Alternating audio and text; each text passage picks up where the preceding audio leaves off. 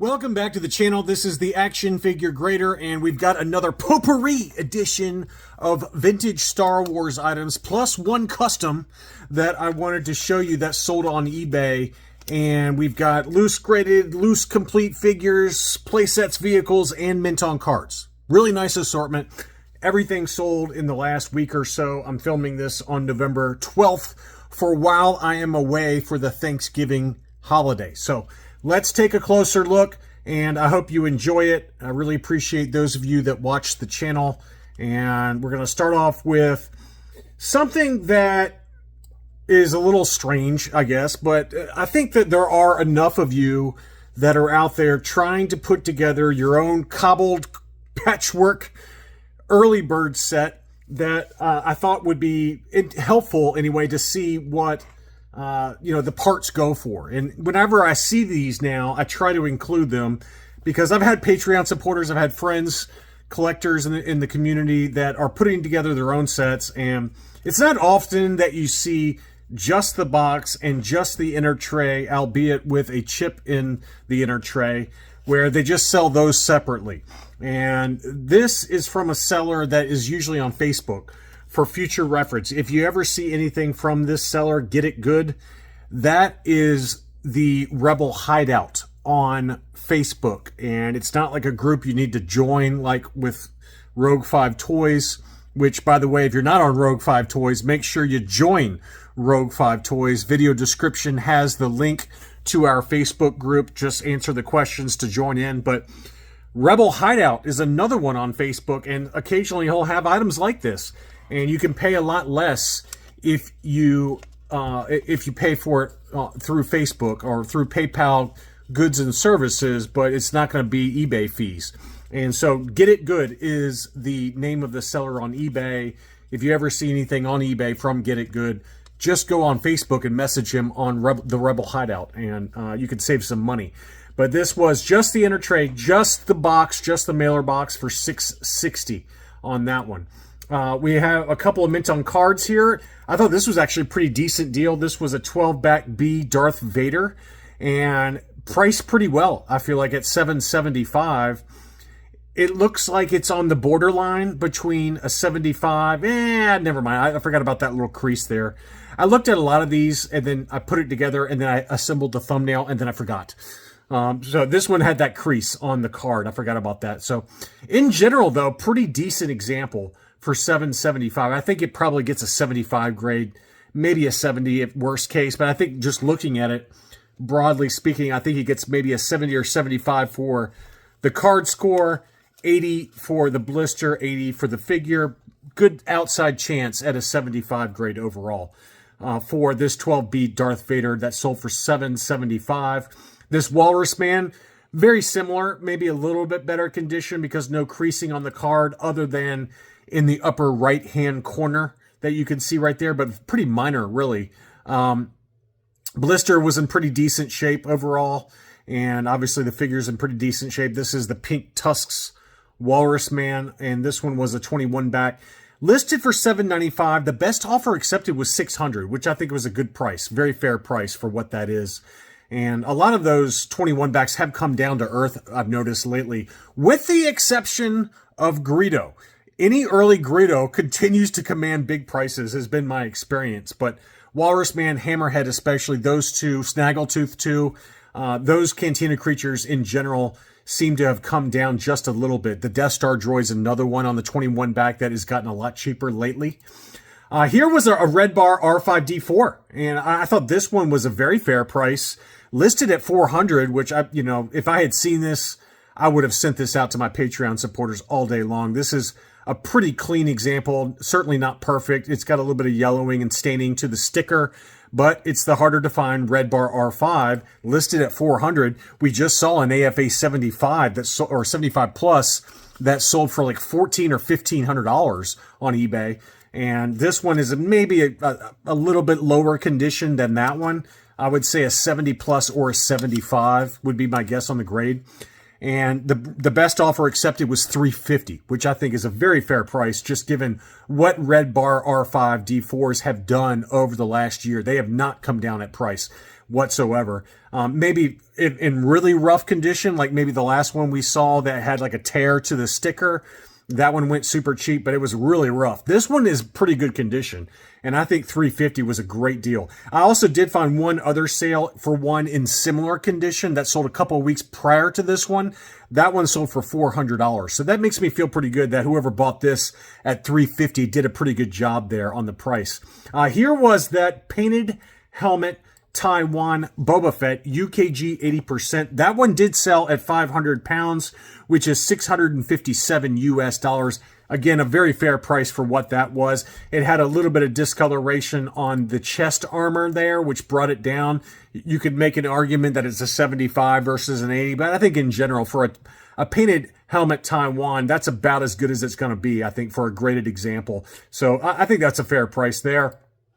Here is the Sonic controlled land speeder, admittedly with a less than perfect box. It had a huge tear to it, but it was complete with the remote control. And that one sold for $332, which I thought was not a bad deal, just given what super pristine examples or, God forbid, a factory sealed example can go for. You can basically take that $332 and multiply it by 15 to 25 times to get to a factory sealed example. So I thought that was very fair at $332. We had yet another 12-inch Boba Fett complete that sold. That one sold for $300. That seems to be the consistent sales price for a loose complete in pretty decent condition. 12-inch Boba Fett, $300 to $350 is about the going rate right now. Some other mint on cards. We had a less than perfect red-haired Leia Hoth on the 41 back, which is a pretty common card back to find Leia Hoth with the red hair. It did have a crease on the card that still sold for $256 in very high grade. You can probably triple that number pretty easily. So I think that price was very fair. I had a CAS 85 Plus for this red-haired Leia Hoth on the same card back, and I think I sold mine for around $900 or so. It might have been a little bit higher than that, but that gives you an idea of how pristine examples, they can go for quite a bit of money for the red-haired Leia Hoth. You can see there, it's got the lighter red hair variant there. Another one that's pretty tough to find is the Princess Leia, pretty much on any Return of the Jedi, as we've talked about in past videos, but this was on the hard-to-find transition 48 back with the 9-num offer. And this one obviously was not perfect, heavy creasing to it. It still sold for $900 in very high grade near mint to near mint plus condition. Again, you can probably triple that number very easily to $2,500 to $3,000 very easily. It's a very, very tough one to find. This character really on any Return of the Jedi card back, especially with a clear blister like this. I think $900 was very fair for the condition of that card back. Next up, I've got a couple of different Boba Fett's that sold. So this one was the 77 back. This was the Made in Taiwan figure. Yellowed blister, light edge wear to the top of the card, light crease in the lower left-hand corner. That one sold for $750, and this one was in worse condition and was listed for $810. That one sold for $700. So $700 to $750. Again, neither one of those were in great condition, but that's about, you know, you could make an argument that they do go cheaper. This one even had a little piece of tape there on the left-hand side. So to me, I think Boba Fett's have come down in price. Return of the Jedi specifically, Boba Fett's. They've come down in price such that you can find one in better condition than this one in particular for about that $700 number. I think you can wait and be patient and wait for an auction. You probably do a little bit better than $700 on one in this kind of condition. Next up, I'm not sure what to make of this one. Okay, they didn't show the seals on it, but it could be a factory sealed Millennium Falcon. It looks like a seller that doesn't know Star Wars very much. The description was not helpful. It was just an AI created description. But the box on this Return of the Jedi Millennium Falcon was in pretty pristine condition. Was it still factory sealed or not? I do not know. I do not know. It had a starting bid of $975 on it, so you're taking a little bit of a risk there. But assuming it's still factory sealed, somebody got a really good deal on this. Could it be resealed? Absolutely. If it's got unused contents, is that a good deal? Probably a pretty decent deal. But You know, it's just you're rolling the dice unless you reached out to the seller prior to the end of the auction and ask in a nonchalant way, hey, is this still original unopened packaging? And if he answered yes in a private message, then you'd bid away on it. So $975 is what it sold for on one bid. And if it was a true factory sealed example, this is a grade quality Millennium Falcon factory sealed, and someone did very well on that. But I don't know for a fact on that. I just wanted to at least show it because it's interesting. Next up, Brian's Toys had a made in Mexico Biker Scout AFA 75 Plus. You can see the short mouth, the little short black mouth. That is a pretty good sign that it's the Lily Letty, since those are known to have the short mouth. And of course, on the back, it's got made in Mexico. So you know that, in fact, this is the made in Mexico Lily Letty. But I'm just talking about if you see the figure by itself and it's got that really short mouth on it, probably the Lily Letty. 75 plus grade, made for the U.S. market. That one did sell at $550. I personally think in the current environment, that's probably a little high. Biker Scouts, mint on card, as we've talked about at length on the channel in the past, they've come down a lot in price, even the made in Mexico examples. Not always the case, but I think for a 75 plus in an auction, this one probably goes $400 to $450. That's my guess. And again, I'm not criticizing whoever bought this. It's just my personal opinion that you can probably be patient, wait for an auction, and get it for even less than that. But I understand, maybe paying up a little bit just to knock it out. A couple of Tri-Logos that sold, both of them ungraded. First is the Barada on the Tri-Logo, unpunched with the 1 pound 59 pence factory applied sticker. This is probably in about 75 grade condition, given the dings to the blister. That one sold for $395. And then Brian's Toys again had a Yak Face ungraded Tri-Logo. That one sold for $1275. Again, probably in about 75 grade condition at best. You could make an argument. It's still got the general shape to the blister, but it does have some heavy creasing. It looks like it was refused because oh, here we go. So the card has been touched up with ink at the hanger, and it's hard to see it there. I personally don't see it on there, but they tried their best to show where it was touched up. It looks like, maybe around the bottom edges and then the very top edges, the very dark spots on that hanger is where it's touched up, which is unfortunate. And it made me wonder, I was like, Brian's Toys, they usually grade everything. Why would they not grade something like this? And that makes more sense now. I didn't see this item refused, but that just shows you how expensive Yak Faces are, though. Given that one that has ink touch-up on the card, admittedly still mint on card, but it's a Yak Face. And even still, in this kind of condition, it's still sold for $1275, which is pretty wild. But that's what it sold for, $1275. Next up, we had a Power of the Force Yoda Jedi Master. This one was not graded, but this was sold by my friend Peter. This was ungraded, but included the sliding acrylic case, and that one sold for $26.95. Big number on that one. No cracks to the blister on this one. Probably, if I had to guess, about 75 grade, 75 plus grade condition. Maybe an outside chance at an 80, but it's got a little bit of wear around the card, but nothing major. But a very nice sale there at $26.95. We had the Wicket W. Warwick on the Ewoks cartoon card. This one was unpunched. It did have some light creasing coming off the hang tab there. This is yet another Lily Letty, as you can see in the lower corner below the proof of purchase figure made in Mexico. So that one is one we've talked about, and we know that it's very expensive. That one did sell for $648, big number there. We've certainly seen them sell cheaper in auctions, but it's not always the case that they're going to sell cheap. In this case, this one went for probably closer to fair market value 6 to 9 months ago, but occasionally you will see them sell for cheaper than this if you're patient. Next up, we got the Ewok Battle Wagon. This one sold for a huge number.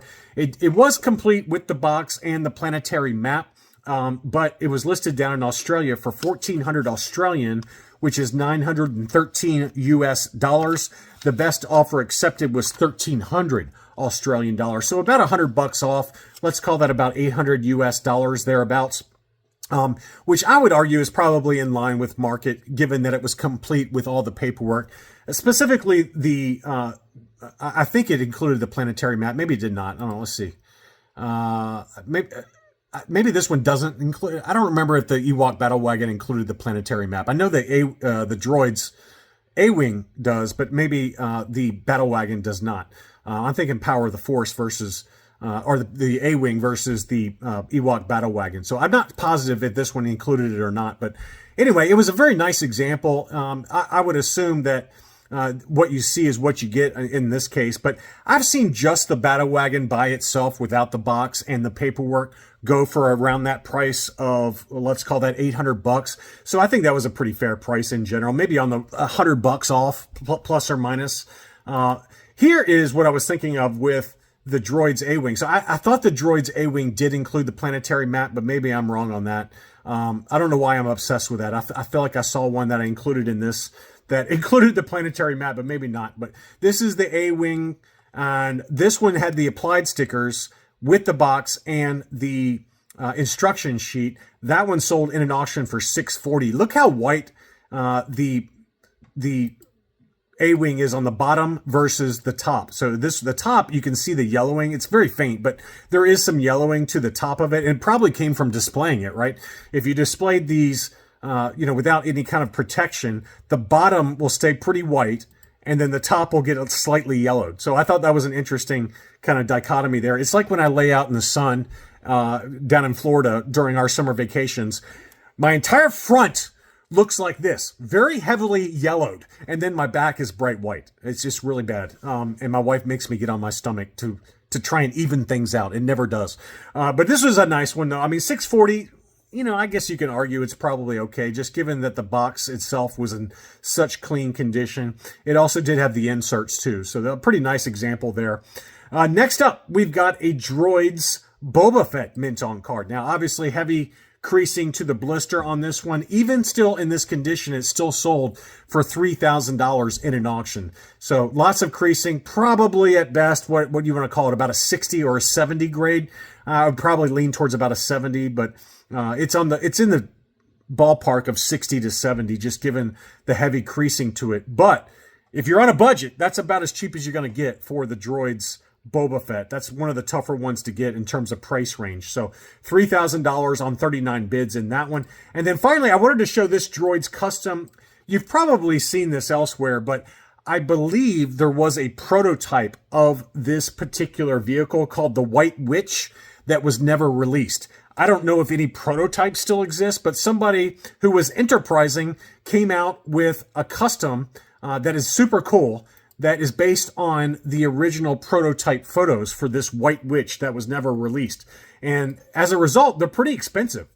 They include this cool box, and people do pay up for this one because it almost like completes your Droids collection, is that you're getting this prototype vehicle that I don't know if it ever appeared in the show. I assume it did, but very cool item there. And that one did sell for $550. So a big number on that. But I have seen these for sale both on Facebook and on eBay in the past. But I wanted to show it just because it's kind of a cool custom that really rounds out your Droids collection. So I hope you enjoyed this look at recent sales on eBay. Thanks so much for watching, and I'll be back soon.